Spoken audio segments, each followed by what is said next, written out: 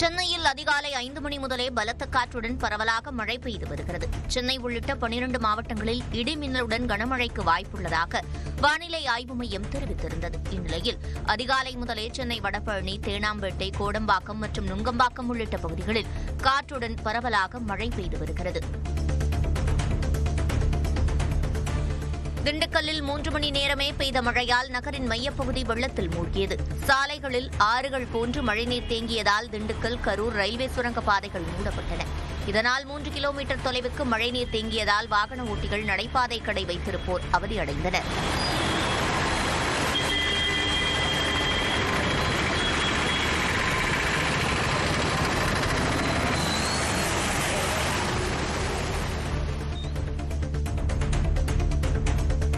திண்டுக்கல்லில் பெய்த மழையால் தண்டவாளங்கள் மூழ்கி ரயில் பெட்டி அடிப்பகுதி அளவுக்கு மழைநீர் தேங்கியதால் குறைந்த வேகத்தில் ரயில்கள் இயக்கப்பட்டன.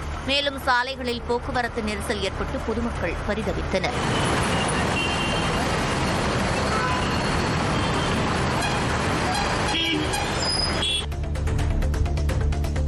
திருச்சி மாவட்டம் மணப்பாறையில் இடிமின்னலுடன் பலத்த காற்று வீச கனமழை பெய்தது. மணப்பாறை, வையம்பட்டி, ஆலத்தூர், மலையடிப்பட்டி, தாமஸ் நகர் உள்ளிட்ட சுற்றுவட்டார கிராமங்களில் பெய்த மழையால் சாலையில் மழைநீர் பெருக்கெடுத்தோடியது.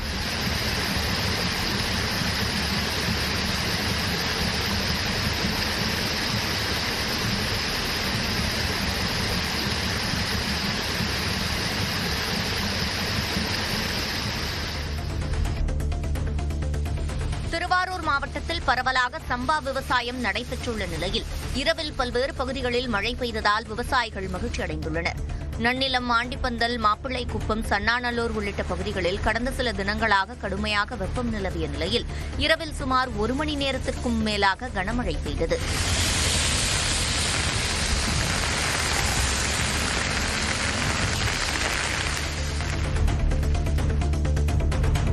தாவேக தலைவர் விஜய்க்கு தலைமை பண்பே இல்லை என்று விமர்சித்திருக்கூடிய உயர்நீதிமன்றம் தாவேக என்ன மாதிரியான கட்சி என்றும் கேள்வி எழுப்பியுள்ளது. கரூர் தாவேக கூட்டு நெரிசல் விவகாரம் குறித்த மனுவை விசாரித்த உயர்நீதிமன்ற நீதிபதி செந்தில்குமார் முன்னெச்சரிக்கை நடவடிக்கைகளை எடுக்க தாவேகாவுக்கு என்ன தடை இருந்தது என்றும் கேள்வி எழுப்பினார். மேலும் தொண்டர்கள், ரசிகர்கள், மக்களை அந்த நிகழ்ச்சியின் ஏற்பாட்டாளர்களும் தலைவரும் பொறுப்பற்ற முறையில் கைவிட்டுவிட்டு வெளியேறி உள்ளனர் என்றும் நீதிபதி விமர்சித்தார்.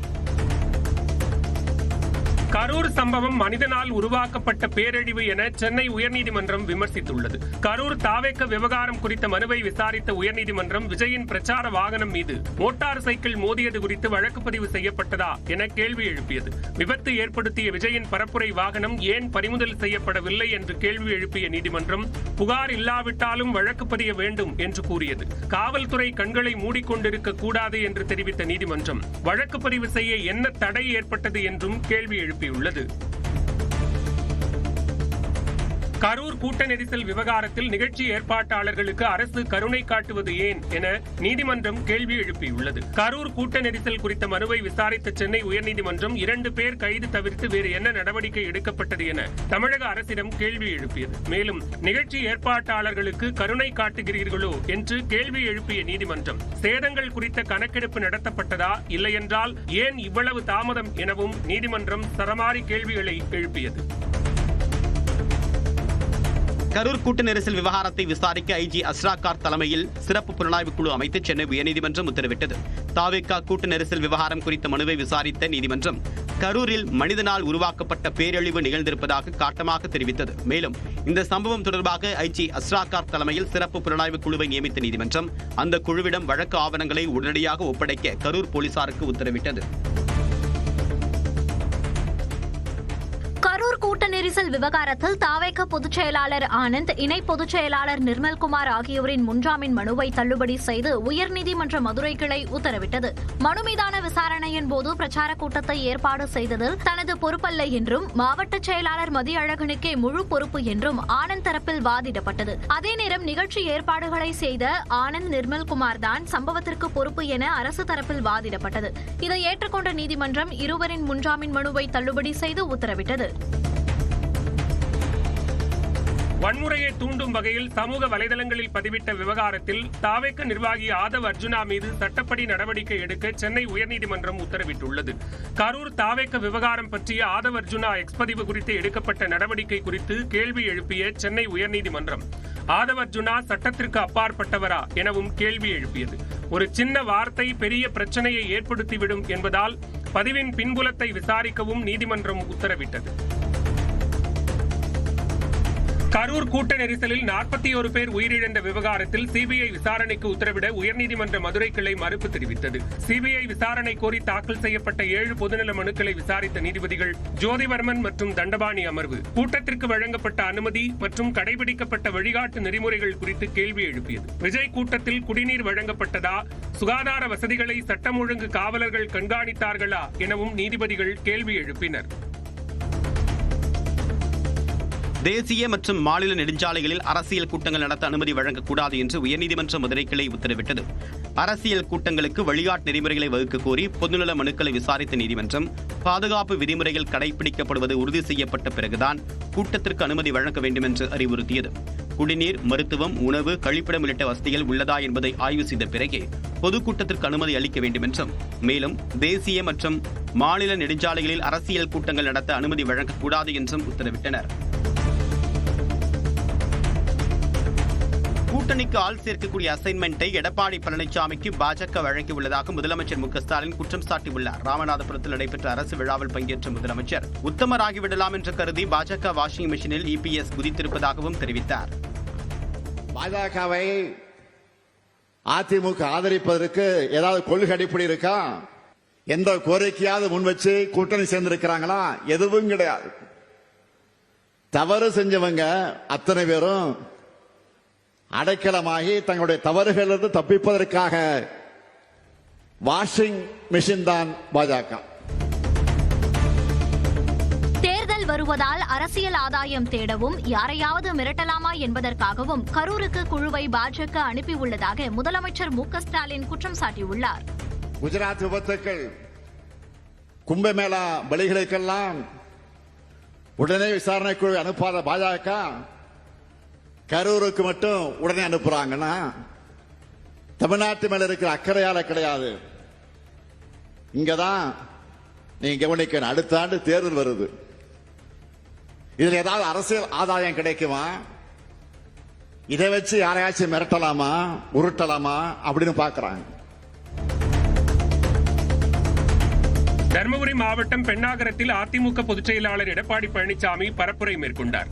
பாலக்கோட்டில் பேசிய அவர், இனியாவது கட்சி பாகுபாடின்றி அனைத்து கட்சி கூட்டங்கள், பேரணிகளுக்கு முழுமையான பாதுகாப்பு வழங்க வேண்டும் என்றார். விலை மதிக்க முடியாத உயிரை காப்பாற்றுவது அரசினுடைய கடமை என்பது உணர்ந்து இனியாவது அரசாங்கம் அரசியல் கட்சி நடத்துகின்ற பொதுக்கூட்டம், ஆர்ப்பாட்டம், பேரணிக்கு முழுமையான பாதுகாப்பை வழங்கி மக்களை பாதுகாக்க வேண்டும் என்று அன்போடு இந்த நேரத்திலே கேட்க விரும்புகின்றேன். கரூருக்கு ஓடோடி சென்ற முதலமைச்சர் கள்ளக்குறிச்சி வேங்கை வயலுக்கு செல்லாதது ஏன் என்று எதிர்க்கட்சித் தலைவர் எடப்பாடி பழனிசாமி கேள்வி எழுப்பியுள்ளார். இதுகுறித்து தன்னுடைய எக்ஸ் பதிவில் ராமநாதபுரம் மாவட்டத்தில் பேசுவதற்கு முன்னதாக முதலமைச்சர் ஒருமுறை கண்ணாடியை பார்த்திருக்கலாம் என்று இபிஎஸ் விமர்சித்துள்ளார். மேலும் கச்சத்தீவை பற்றி சண்டை போட வேண்டும் என்றால் திமுக கூட்டணிக்குள்ளேயே சண்டை போட வேண்டும் என்றும் இபிஎஸ் விமர்சித்துள்ளார். கரூர் கூட்ட நெரிசலுக்கான முதன்மை காரணிகள் மற்றும் நிகழ்வுகள் குறித்து அறிக்கை அளிக்க முதலமைச்சர் ஸ்டாலினுக்கு பாஜக எம்பி அனுராக் தாக்கூர் கடிதம் எழுதியுள்ளார். கரூரில் துயர சம்பவம் நடக்க வழிவகுத்ததற்கான காரணங்கள் மற்றும் சூழ்நிலைகள் குறித்து பல கேள்வி எழுந்துள்ளதாக குறிப்பிட்டுள்ள அனுராக் தாக்கூர், கூட்ட நெரிசலுக்கான முதன்மையான காரணங்கள் என்ன என்று கேள்வி எழுப்பியுள்ளார். கூட்டத்தை ஒழுங்குபடுத்தவும் நிர்வகிக்கவும் அரசால் மேற்கொள்ளப்பட்ட ஏற்பாடுகள், முன்னெச்சரிக்கை நடவடிக்கைகள் என்னென்ன என்பதை விளக்க வேண்டும் எனவும் வலியுறுத்தியுள்ளார். சென்னையில் காலையில் குறைந்த தங்கத்தின் விலை மாலை உயர்ந்ததால் மக்கள் அதிர்ச்சியடைந்தனர். காலையில் கிராமுக்கு 110 ரூபாய் குறைந்த தங்கம் மாலையில் 60 ரூபாய் உயர்ந்து 1 கிராம் 10,900 ரூபாய்க்கு விற்பனையாகிறது. அதேபோல சவரன் தங்கம் காலையில் 880 ரூபாய் குறைந்த நிலையில் மாலையில் 480 ரூபாய் உயர்ந்து 87,200 ரூபாய்க்கு விற்பனையாகிறது. வெஸ்ட் இண்டீஸ் அணிக்கு எதிரான முதலாவது டெஸ்ட் போட்டியில் இந்திய அணி 286 ரன்கள் முன்னிலை பெற்றுள்ளது. முதல் இன்னிங்ஸில் வெஸ்ட் இண்டீஸ் அணி 162 ரன்களுக்கு ஆட்டமிழந்த நிலையில் முதல் நாள் ஆட்ட நேர முடிவில் இந்திய அணி 2 விக்கெட் இழப்புக்கு 121 ரன்கள் சேர்த்தது. தொடர்ந்து இரண்டாவது நாளில் KL ராகுல் சதம் விளாசினார். அவரைத் தொடர்ந்து த்ருவ் ஜுரேல் 125 ரன்களும், ரவீந்திர ஜடேஜா 104 ரன்களும் விளாசினர். ஆட்ட நேர முடிவில் இந்திய அணி 5 விக்கெட் இழப்புக்கு 448 ரன்கள் குவித்துள்ளது. சென்னை மெட்ரோ ரயில்களில் கடந்த செப்டம்பர் மாதம் மட்டும் 1 கோடி பேர் பயணித்துள்ளதாக அறிவிக்கப்பட்டுள்ளது. கடந்த செப்டம்பர் மாதம் மட்டும் சென்னை மெட்ரோ ரயில்களில் பயணித்தவர்கள் குறித்த தகவலை வெளியிட்டுள்ளது மெட்ரோ நிர்வாகம். அதன்படி 1,01,46,769 பேர் பயணித்ததாகவும் இவர்களில் 51,96,904 பேர் சிங்கார சென்னை அட்டையை பயன்படுத்தி பயணித்ததாகவும் QR குறியீடு பயணச்சீட்டு முறையை பயன்படுத்தி 48,34,214 பேர் பயணித்ததாகவும் தெரிவிக்கப்பட்டுள்ளது. தொடர் விடுமுறையொட்டி சென்னையில் இருந்து மதுரைக்கும் நெல்லையில் இருந்து தாம்பரத்திற்கும் முன்பதிவில்லாத சிறப்பு ரயில்களை தெற்கு ரயில்வே அறிவித்துள்ளது. அதன்படி எழும்பூரில் இருந்து இன்று இரவு 11:45 மணிக்கு புறப்படும் சிறப்பு ரயில் நாளை காலை 10:15 மணிக்கு மதுரையை சென்றடைகிறது. இதேபோல நெல்லையில் இருந்து ஞாயிற்றுக்கிழமை மாலை 4:50 மணிக்கு புறப்படும் சிறப்பு ரயிலானது விருதுநகர், திண்டுக்கல், திருச்சி, ஸ்ரீரங்கம், அரியலூர், விழுப்புரம், செங்கல்பட்டு வழியாக திங்கட்கிழமை அதிகாலை 3 மணிக்கு தாம்பரம் ரயில் நிலையத்தை வந்தடைகிறது. இதனிடையே ஆயுத பூஜை விடுமுறையை முடித்துக் கொண்டு திங்கட்கிழமை சென்னை திரும்பும் பயணிகள் வசதிக்காக காட்டாங்குளத்தூர், தாம்பரம் இடையே 6 புறநகர் ரயில்கள் இயக்கப்படும் என்றும் தெற்கு ரயில்வே அறிவித்துள்ளது. தவிக தலைவர் விஜய் குற்ற நடவடிக்கையில் ஈடுபடவில்லை என்று பாஜக மூத்த தலைவர் H. ராஜா தெரிவித்துள்ளார். சென்னையில் நடைபெற்ற கந்தன்மலை திரைப்பட இசை வெளியீட்டுக்கு பின் பேசிய அவர் திமுக அரசு நாடகம் போடுவதாக விமர்சித்துள்ளார். இந்த ஹோல் இஷ்யூல விஜய் என்ன தப்பு பண்ணார்? நான் அவர் 1 மணி நேரம் லேட்டா வந்தாருங்கிறீங்களா? 1 மணி இருக்கட்டும். நான் 36 மணி நேரம் கழிச்சு வந்தாலும் அவரை பார்க்கறதுக்காக மக்கள் காத்திருந்து பார்த்ததை நேரில் பார்த்தவன் திரு எம்ஜிஆர் அவர்கள். அது ஒரு குற்றம்னு சொல்ல முடியுமா? கரூர் துயர சம்பவம் தொடர்பாக தவிக தலைவர் விஜயை கைது செய்ய கோரி தமிழ்நாடு கொங்கு இளைஞர் பேரவையினர் ஆர்ப்பாட்டத்தில் ஈடுபட்டனர். கரூரில் நடைபெற்ற தவிக பரப்புரை கூட்டத்தில் ஏற்பட்ட நெரிசலில் சிக்கி 41 பேர் உயிரிழந்தனர். இந்த விவகாரம் நாடு முழுவதும் பெரும் அதிர்வலையை ஏற்படுத்தியது. இந்நிலையில் இந்த சம்பவம் தொடர்பாக தவிக தலைவர் விஜயை கைது செய்ய வலியுறுத்தி கரூரில் தனியரசுவின் தமிழ்நாடு கொங்கு இளைஞர் பேரவை சார்பாக நடைபெற்ற ஆர்ப்பாட்டத்தில் திரளான கட்சித் தொண்டர்கள் கலந்து கொண்டு முழக்கங்களை எழுப்பினர்.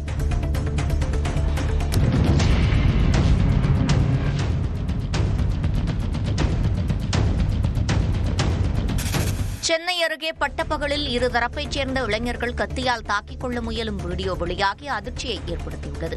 திருப்போரூர் அடுத்த நெல்லிக்குப்பம் பகுதியைச் சேர்ந்த சேது கஞ்சா போதையில் பொதுமக்களுக்கு அச்சுறுத்தலை ஏற்படுத்துவதாக போலீசாருக்கு தொடர்பு புகார்கள் வந்துள்ளன.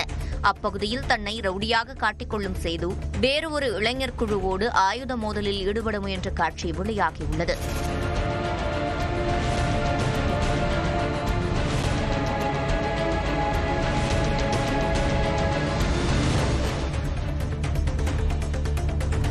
ஒன்பதம்ச கோரிக்கையை வலியுறுத்தி நாகை மாவட்ட ஆட்சியரகம் முன்பு ஆர்ப்பாட்டம் நடத்திய வருவாய்த்துறையினர் திங்கட்கிழமை முதல் காத்திருப்பு போராட்டத்தில் ஈடுபடப் போவதாக அறிவித்துள்ளனர். உங்களுடன் ஸ்டாலின் திட்ட மனுக்களுக்கு தீர்வு காண போதிய கால அவகாசம் வழங்க வேண்டும் என்பன உள்ளிட்ட 9 கோரிக்கைகளை நிறைவேற்ற வலியுறுத்தி முழங்கினர். வடகிழக்கு பருவமழை முன்னெச்சரிக்கை நடவடிக்கையாக சென்னையில் அடுத்த 3 மாதங்களுக்கு சாலையின் இடையே தோண்டும் பணிகளுக்கு மாநகராட்சி தடை விதித்துள்ளதாக தகவல் வெளியாகியுள்ளது. குடிநீர் வடிகால், மின்சாரம், இன்டர்நெட் மற்றும் கேபிள் உள்ளிட்ட எந்த பணிக்கும் பள்ளம் தோண்டக்கூடாது என்றும் அவசரகால நடவடிக்கைகளுக்கு மாநகராட்சியிடம் உரிய முன் அனுமதி பெற வேண்டும் என்றும் சம்பந்தப்பட்ட நிறுவனங்களுக்கும் கடிதம் மூலம் அறிவுறுத்தியுள்ளதாக தகவல் வெளியாகியுள்ளது. தொடர் விடுமுறை காரணமாக நீலகிரி மாவட்டம் முதுமலை தெப்பக்காடு யானைகள் முகாமில் கடந்த 3 நாட்களில் சுற்றுலா பயணிகள் 2000த்திற்கும் மேற்பட்டோர் வருகை தந்தனர். உணவு மாடத்தில் வரிசையாக நிறுத்தி வைக்கப்பட்ட வளர்ப்பு யானைகளுக்கு பாகன்கள் உணவு வழங்குவதை கண்டு ரசித்தனர்.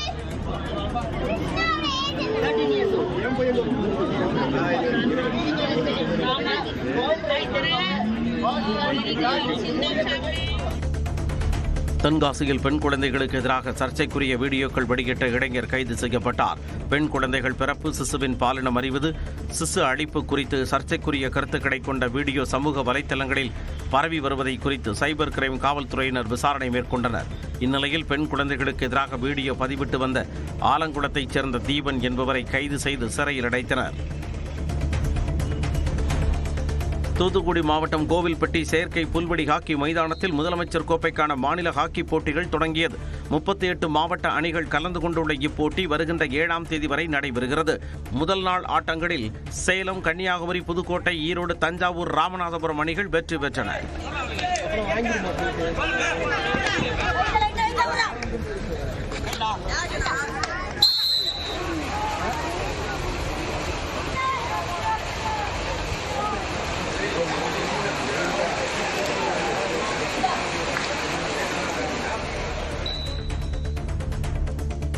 காசாவில் இஸ்லாமியர்களை கொன்று குவிக்கும் இஸ்ரேலை கண்டித்து கோவையில் இஸ்லாமிய இயக்கங்கள் சார்பில் கண்டன ஆர்ப்பாட்டம் நடைபெற்றது. காசா மக்களுக்கு மனிதாபிமான உதவிகள் கிடைக்க இந்தியா நடவடிக்கை எடுக்க வேண்டும் என்றும் இந்தியாவில் உள்ள இஸ்ரேலிய தூதரை வெளியேற்ற வேண்டும் எனவும் கோரிக்கை விடுத்தனர். காசா மக்களின் துயரத்தை வெளிப்படுத்தும் வகையில் பலரும் உடலில் கட்டுப்போட்டபடி பங்கேற்றனர். நெல்லை அரசு மருத்துவக் கல்லூரி மருத்துவமனை வளாகத்தில் உள்ள கைதிகள் வார்டில் 2 ஆண்டுகளில் 214 பேர் சிகிச்சை பெற்றுள்ளதாக தகவல் அறியும் உரிமை சட்டத்தின் மூலம் தெரியவந்துள்ளது. மதுரையைச் சேர்ந்த வழக்கறிஞர் மகாராஜன் என்பவர் விண்ணப்பித்து பெற்ற பதிவில் பெரும்பாலான கைதிகள் எலும்பு முறிவு, மூட்டு சிகிச்சை, கண் நோய் உள்ளிட்ட பாதிப்புகளுக்காக உள்நோயாளிகளாக சிகிச்சை பெற்றுள்ளனர். இந்நிலையில் மருத்துவமனை பதிவேடுகளில் எங்கும் காவல்துறை தாக்குதலால் எலும்பு முறிவு ஏற்பட்டது என்று குறிப்பிடப்படவில்லை என்று மாவட்ட காவல்துறை வெளியிட்டுள்ள செய்திக்குறிப்பில் தெரிவித்துள்ளது. தஞ்சாவூர் மாவட்டத்தில் காந்தி ஜெயந்தி அன்று சட்டவிரோதமாக மதுபான விற்பனையில் ஈடுபட்ட 57 பேர் கைது செய்யப்பட்டனர். காந்தி ஜெயந்தியை ஒட்டி மாவட்டம் முழுவதும் மதுபான கடைகள் அடைக்கப்பட்டிருந்த சூழலில் சட்டத்திற்கு புறம்பாக செயல்பட்டவர்கள் கைது செய்யப்பட்டுள்ளனர். மேலும் அவர்களிடமிருந்து 2556 மது பாட்டில்கள் பறிமுதல் செய்யப்பட்டுள்ளதாக மாவட்ட எஸ்பி ராஜாராம் தெரிவித்துள்ளார். திருவள்ளூர் அருகே பொன்னேரி நகராட்சி அலுவலகத்தில் கொண்டாடப்பட்ட ஆயுத பூஜை விழாவை தூய்மை பணியாளர்கள் புறக்கணித்தனர். விழாவில் பங்கேற்ற அலுவலக ஊழியர்களுக்கு இனிப்பு, பழ வகைகள், பரிசு பொருட்கள் வழங்கப்பட்ட நிலையில் தூய்மை பணியாளர்களுக்கு பொரிகடலை மட்டும் வழங்கப்பட்டதால் கடும் அதிருப்தி அடைந்தனர். இதனால் அதனை வாங்க மறுத்து அலுவலகத்தில் இருந்து வெளிநடப்பு செய்து தூய்மை பணிக்கு சென்றனர். சிவகங்கை மாவட்டம் மானாமதுரையில் ரயில்வே கேட் செல்லும் சாலையில் போக்குவரத்து தடை செய்யப்பட்டதால் பொதுமக்கள் போராட்டத்தில் ஈடுபட்டனர். மானாமதுரை ராஜகம்பீரம் இடையே அமைந்துள்ள ரயில்வே கேட் பராமரிப்பு பணிக்காக அந்த சாலையின் இருபுறமும் பள்ளம் தோண்டப்பட்டது. இந்நிலையில் நிரந்தரமாக மூடப்பட்டதாக தவறுதலாக புரிந்து கொண்ட அப்பகுதி மக்கள் சிலர் ஒன்றிணைந்து போராட்டத்தில் ஈடுபட்டனர். பின்னர் காவல்துறையினர் மற்றும் ரயில்வே நிர்வாகத்தினர் பேச்சுவார்த்தை நடத்தி பராமரிப்பு பணிக்கு பின் ரயில்வே கேட் திறக்கப்படும் என உறுதி கிடைத்ததால் போராட்டத்தை கைவிட்டனர். திண்டுக்கல் பழனி சாலையில் போதுமான போக்குவரத்து காவலர்கள் இல்லாததால் ஆம்புலன்ஸ் உட்பட அனைத்து வாகனங்களும் கடும் போக்குவரத்து நெரிசலில் சிக்கி தவிப்பதாக புகார் எழுந்துள்ளது. தினசரி பல ஆயிரக்கணக்கான வாகனங்கள் வந்து செல்லும் நிலையில் ஒரே ஒரு காவலர் மட்டுமே பணியில் இருப்பதாக சொல்லப்படுகிறது. மேலும் ஆக்கிரமிப்புகள் அதிகம் உள்ளதால் ஒவ்வொரு வாகனமும் சாலையை கடக்க அரை மணி நேரத்திற்கும் மேலாவதாக கூறப்படுகிறது. இதனால் ஆம்புலன்ஸ் போன்று அவசர காலங்களில் செல்லக்கூடிய வாகனங்கள் இடையூறு இன்றி செல்ல போதுமான போக்குவரத்து காவலர்களை நியமிக்க கோரிக்கை எழுந்துள்ளது. ஆக்கிரமிப்புகளை அகற்ற வேண்டும் என்றும் அப்பகுதி மக்கள் கோரிக்கை விடுத்துள்ளனர்.